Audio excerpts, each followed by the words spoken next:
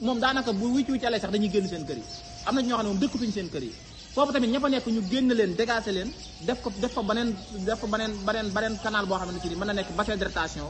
ñooñu ñu génn leen fii wut ay Touba yaatu na suuf si yaatu na ñu wut foo xam ne ay cité lay doon maanaam état ñëw jàpp ci ak xalifa bi ñëpp ñu ñëw tabax fi ay kër kenn ku nekk ñu dëkkoon ci son yi te sa kër nga xam ne bu tawee day taa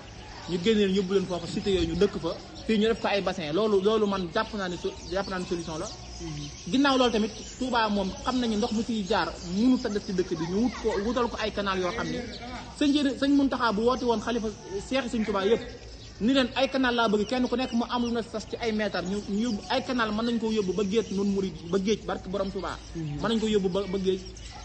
bu ko defee seex bu nekk na dooleem toll ñu ni ko tabaxal ñu lu tolloog nangami mètre ci nangami dana yaatoo nangam dana xóote nangam nga tabax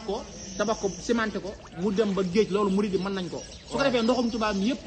di dem foofu lii bu ñu ko defee bassin de rétention buñ ci bëggee liggéey sax mën nañ cee liggéey maanaam mën nañu def ay tool yoo xam ne si nii mën nañuy jëlee fii ndox mi di ko yóbbu foofu nit ñi di ci bay loolu mooy solution bi mais fii moom heure bu canal bee feesee ñun dañuy génn parce que fii moo nekkoon aw yoonam te canal bu feesee dañuy ubbi canal ba fii day gën ci waat te xam ngeen ni lii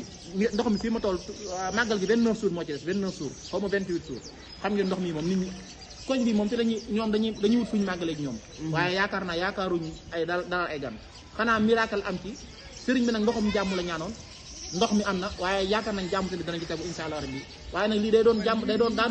loo xamante ci nii du sax ay jàmbat waaye dañoo jàpp ne ay nit lañ di xalaat jàpp ni loolu solution la ci fii ngir nit ñi bañ fay dëkk bi ñu def ay bassin de rétention nit ñi ñu wutaleen ay cité ñu dem dëkk fa maa ngi jégalu bu baax a baax wasalaamaaleykum wa rahmatullahi wa barakatuh